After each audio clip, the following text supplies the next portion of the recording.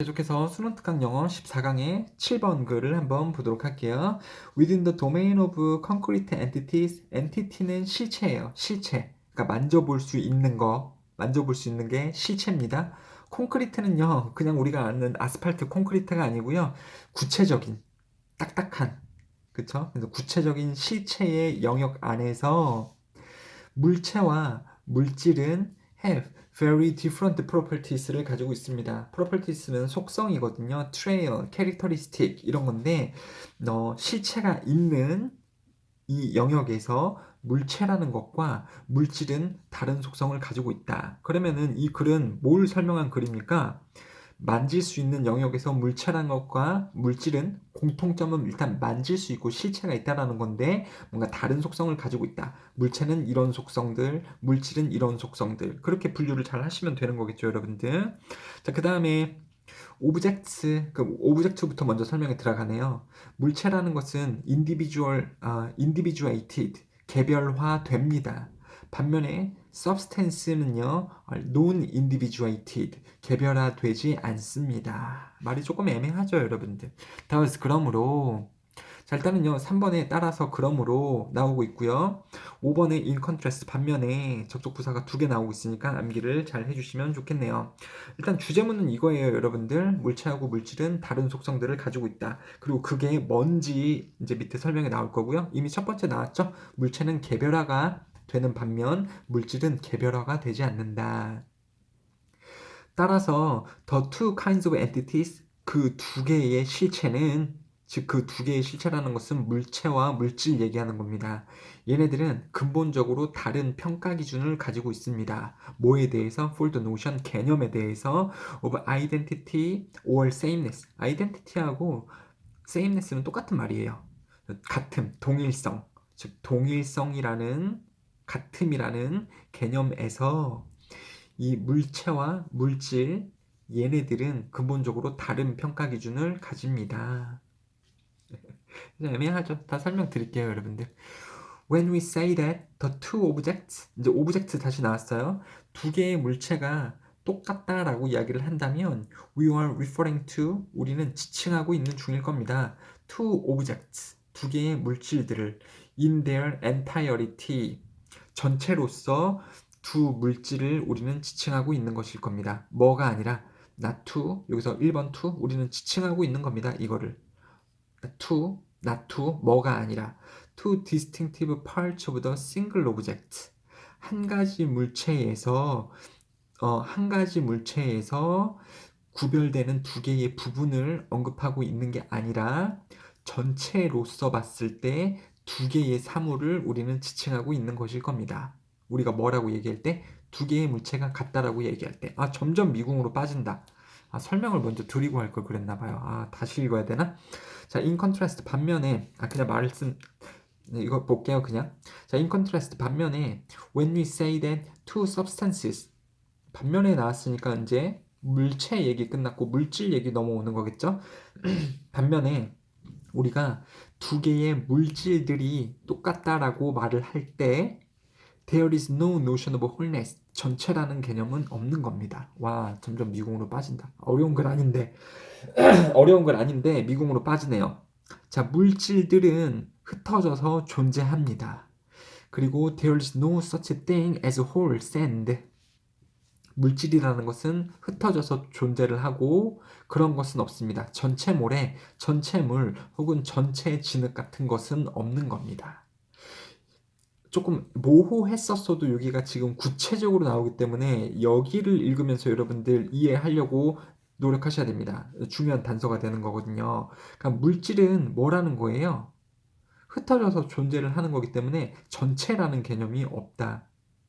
전체 모래, 전체 물, 전체 진흙 이런 게 없죠. 너무 광범위한 거니까요. This portion of sand. 자, 모래사장에 가서 이 부분의 모래는 is identical, 똑같은 거다. To that portion of sand. 저 모래하고 동일한 거다. 모래사장, 수영장 같은 데 가서 이 모래는 저 모래하고 결국은 똑같은 거죠. As long as 뭐 하는 한 the two portions consist of the same physical constituent. 똑같은 물질적인 성분으로 그 두 개의 부분이 구성되어져 있는 한, 그러니까 구성되어져 있다면 이 모래는 저 모래하고 똑같은 거야. 어차피 모래도 또 모래니까요. 이것도 애매하긴 하죠. 근데 this difference in identity or sameness between objects and substances, 그래서 물체와 물질 간의 이러한 같음이라는 것에서 오는 이 다름은, 이 차이는 만들어냅니다. 근본적으로 다른 이 외연 확장 원리로 이어집니다. 범주를 결정하는 것을 위해 across the two ontological kinds, 존재론적인 종류의 범위를 걸친 어떤 범주 자격을 결정하기 위한 근본적으로 다른 외연 확장 원리로 이어진다. 이 끝에는 좀 중요하진 않고요, 여러분들. 그래서 물체하고 물질을 봤을 때 물체끼리 같아요. 물질끼리 얘랑 같아요. 라고 말을 하는 것에 있어서 차이가 발생을 한다라는 거죠. 그리고 이러한 차이는 이 얘네의 이 존재로적인 종류, 즉 실체를 볼 수 있는 그러한 종류를 이 범주를 결정을 하는 데에 어떤 그 다른 차이를 이끈다라는 말이 되겠죠. 다시 조금 설명을 드릴게요, 여러분들. 쉬워요. 안 어려워요. 일단 빨간색으로 되어져 있는 걸 먼저 봅시다. 물체라는 것은요, 그냥 셀 수 있는 명사들이라고 좀 보세요. 물체는 셀 수 있는 명사다. 물질은요, 셀 수 없는 명사입니다, 여러분들. 셀 수 있는 명사이기 때문에 이건 개별화가 가능하죠. 그리고 전체의 관점에서 봤을 때 이 물체가 얘랑 똑같아요 라는 것은 전체적인 관점에서 봤을 때 두 개입니다. 뭔 소리냐. 잘 보세요. 이제 예를 들어드릴게요. 뭡니까 이거? 볼펜이죠.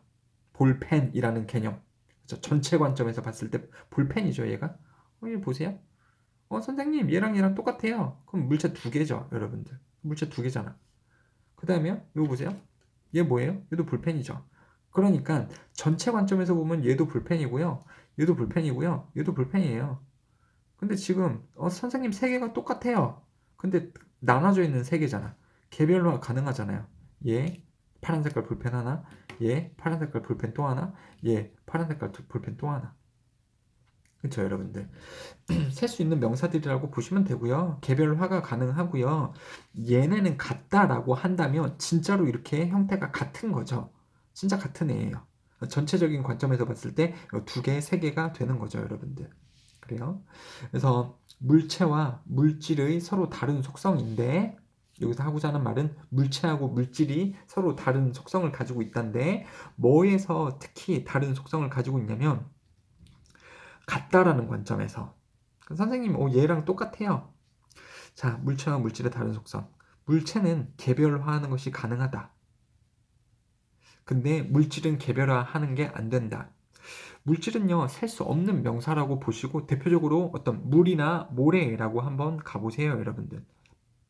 물 한 컵 떠 놓으시고 한번 보세요. 개별화 시킬 수 있는지 한번 보세요. 선생님 한 방울 두 방울 되는데요. 이러지 마시고 개별화가 가능한지 한번 보세요. 안 되죠. 모래 같은 것도 모래상에 가셔가지고 모래 한 알, 모래 두 알 이렇게 개별화를 시키진 않죠, 여러분들. 그게 바로 물질의 특성입니다. 셀 수 없는 명사. 개별화가 가능하지 않습니다. 일단은 개별화라는 입장에서 봤을 때 셀 수 있는 명사는 개별화가 가능하죠. 근데 셀 수 없는 명사는 개별화하지 않습니다, 여러분들. 머리카락 이런 것도 이제 셀 수 없는 명사 개별화가 불가능하고요. 공기, 물, 주스 이런 액체 같은 것도 개별화가 안 되죠. 주스 한 방울도 주스고 이렇게 뭉쳐져 있는 주스도 주스니까요. 여러분들. 그래요. 일단은 개별화 시키는 게 가능하다. 개별화 시키는 게 불가능하다. 펜 3개 개별화 시켰잖아요. 셀 수 있는 것은 1개, 2개, 3개. 얘 이렇게 하나, 또 이렇게 하나. 이게 개별화를 시키고 있는 거죠. 근데 물이라던가 이런 셀 수 없는 명사는 물질은 개별화가 불가능하다. 여러분들. 그 다음에 좀 요거가 좀 어려운 것 같아요. 그러면 동일하다라고 봤을 때 그러니까 선생님 물체가 동일하네요.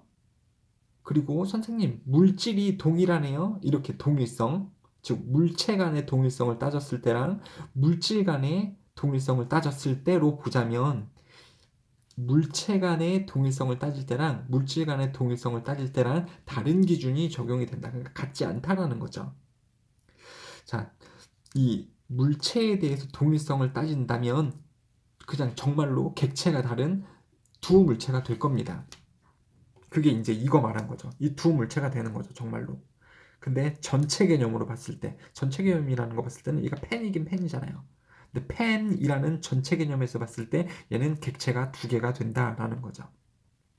근데 물질에서 이 물질하고 이 물질이 같네 라고 봤을 때에는 전체라는 개념이 없다라는 거죠.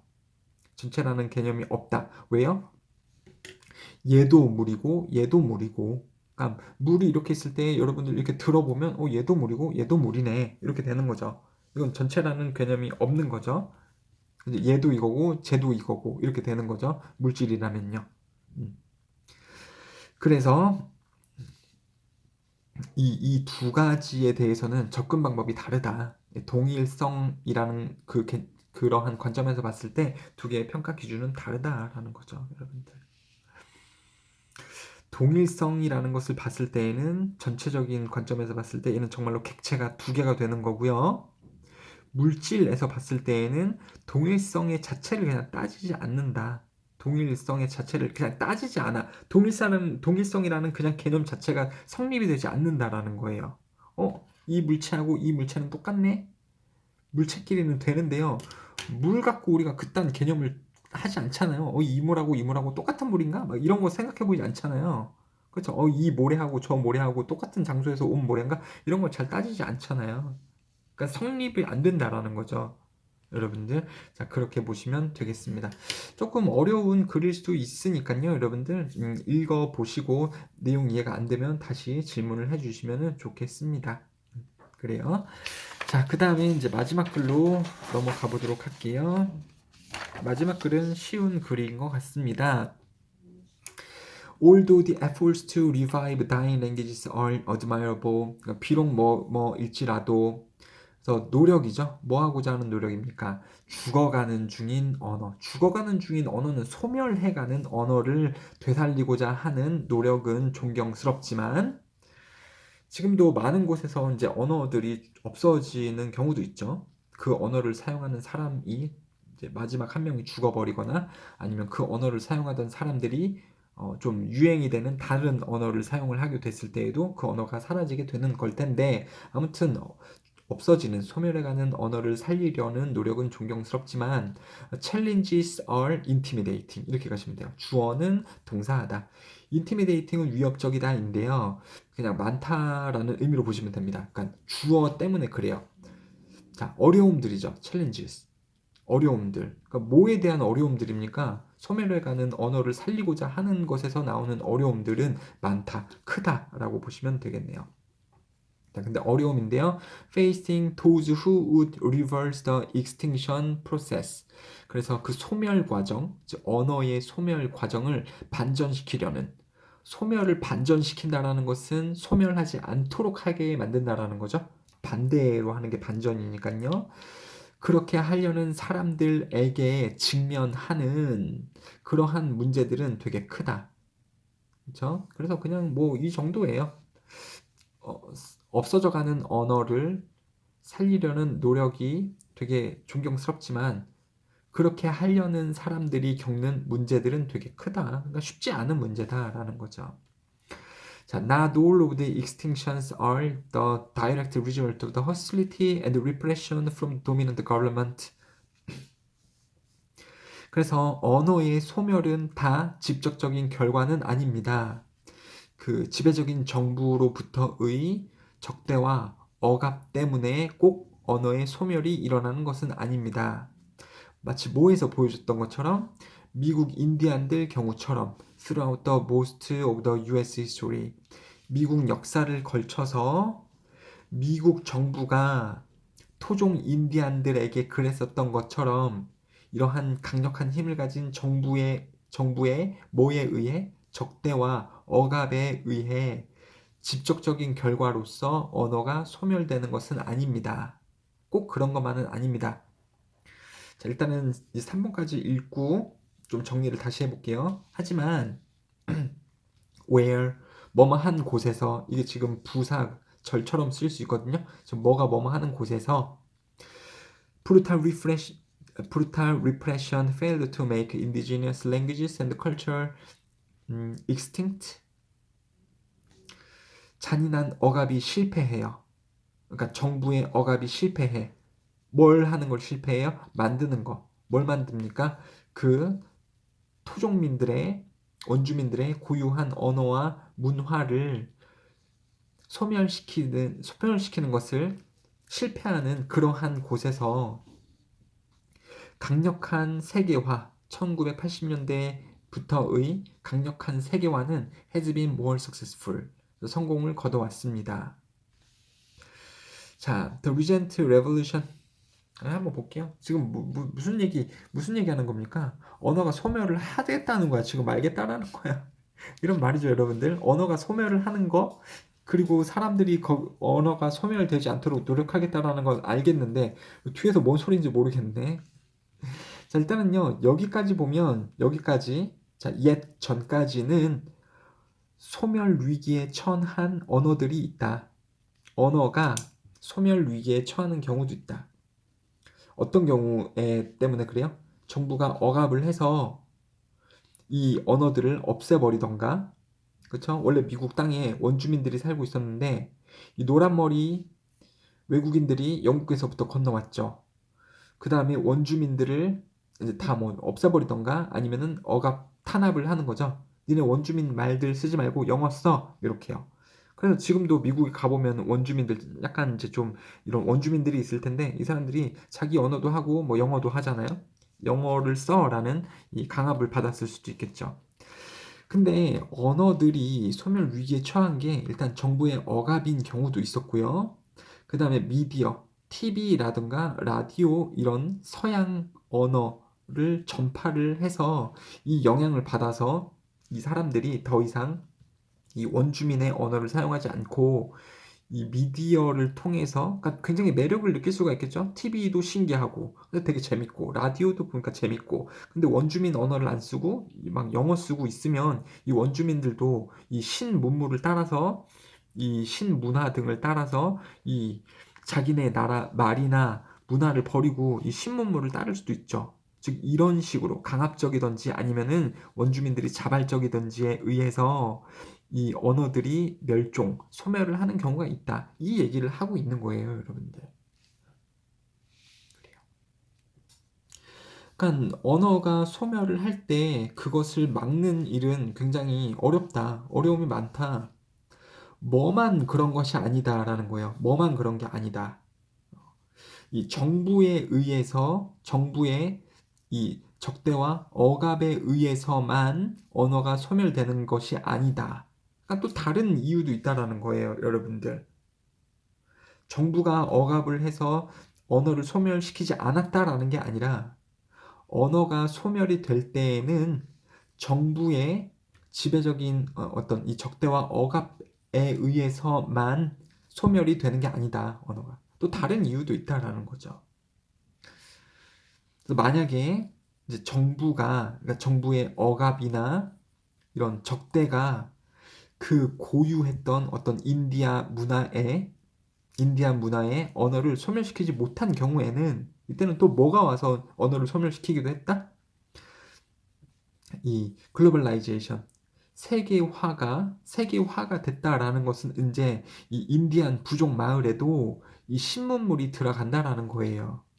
그것이 크게 성공도 거뒀다. 성공을 거둔다라는 것은 뭐에 있어서 성공을 거두는 거예요?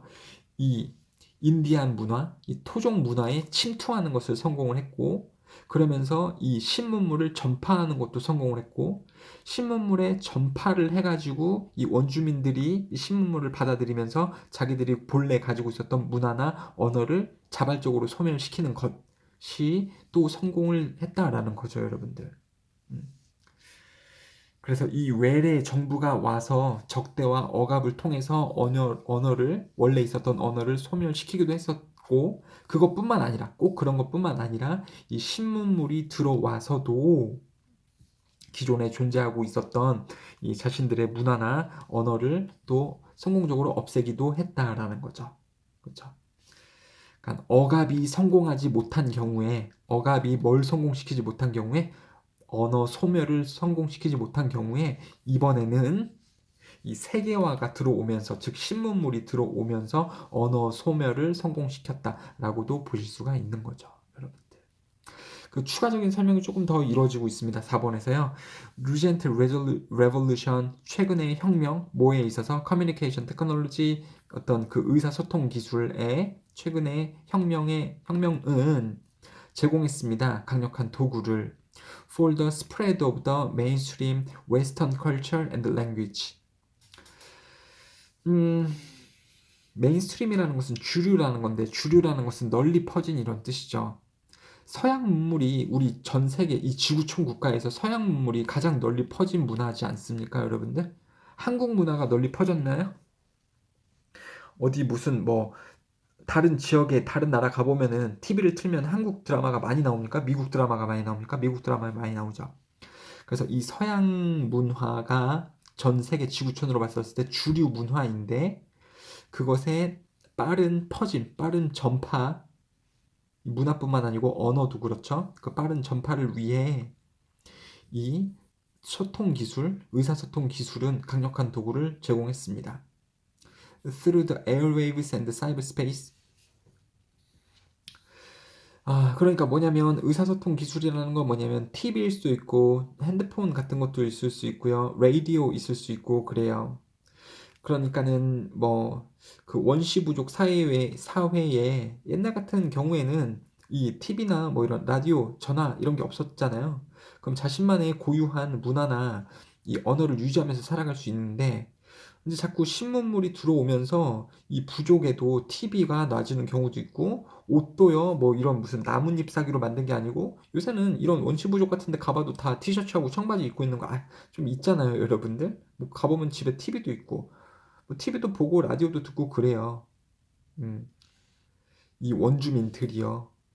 그래서 이러한 의사소통 기술의 발달, 즉 TV나 어떤 이 대중매체의 발달은 도구를 제공을 했습니다. 근데 뭘 할 수 있는 도구예요? 이 서양 문화를 전파할 수 있는 도구로 작용을 해왔습니다. 되셨죠? 그래서 다시 말씀드렸다시피 이런 정부의 억압이나 아니면 미디어, 서양 언어의 전파가 확장이 되면서 이 원시 부족 사회에 그들의 고유 언어가 소멸이 되고 있다. 1번 요인, 2번 요인들에 의해서요. 뭐 그래요.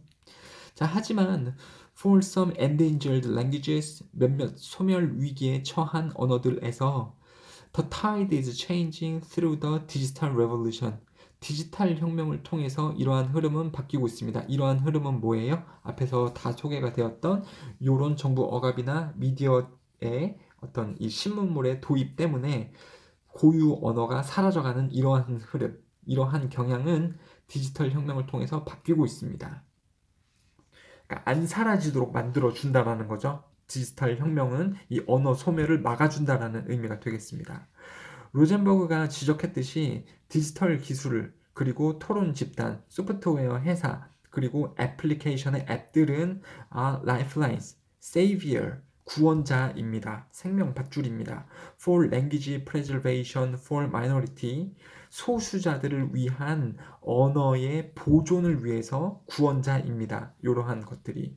그리고 endangered language communicational needs, 소멸 위기에 처한 언어 의사소통의 필요에 의한 그리고 소수자를 위한 이 언어 보존에 있어서 이것은 구명밧줄이다. 구원자입니다. 뭐가요? 디지털 기술이, 디지털 혁명이.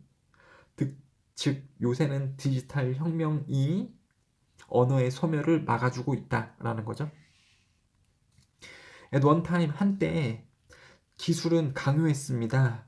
일부 언어 사용자들이 to adopt, 채택하도록 the dominant language, 그러면은 이 지배적인 언어, 즉 많이 사용되는 언어, 즉 영어 같은 것이 되겠죠. 예시를 굳이 들자면 영어를 채택하도록, 즉 영어를 사용을 하도록 강요를 했습니다. of their community or nation, 그들이 처한 공동체나 국가에서. Now 이제는 새로운 도구들은 만들어냅니다. 여기서 새로운 도구들은 이제 디지털이 되겠죠? 디지털은 만들어냅니다. 가능성을. 무슨 가능성입니까? Revitalizing languages, 언어의 새로운 활력의 가능성을 만들어주고요. Retaining language speakers of endangered languages, 멸종위기, 소멸위기에 처한 언어 사용자들을 계속해서 유지하도록 해주는, 그리고 그러한 언어들이 다시 살아날 수 있도록 해주는 것의 가능성을 이 디지털은 만들고 있습니다. 디지털 혁명, 이 디지털 새로운 기술은 이러한 가능성을 만들어주고 있다는 거죠. 전치사 다음에 동사 ing, 그리고 전치사 다음에 동사 ing, 여기도 ing, 여기도 ing, 이렇게 동격이 되는 거죠, 여러분들. 어떻게 해서 디지털이 이러한 언어 소멸을 예방을 하고 언어 보존을 해줄 수 있는지 구체적인 예시가 나오고 있지 않습니다. 좋은 글은 아니에요. 그냥 그렇다라고서만 끝을 내고 있어서 조금 별로이긴 하네요, 여러분들. 그렇다라고 우리가 그냥 이해해 줍시다.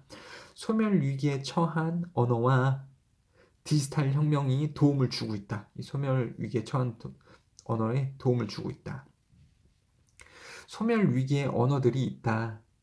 어떻게 해서 만들어진 거냐면 정부의 억압이나, 즉 새로 들어온 정부의 억압을 얘기를 하는 거예요. 이거는 우리나라도 일본 때문에 겪은 적이 있죠.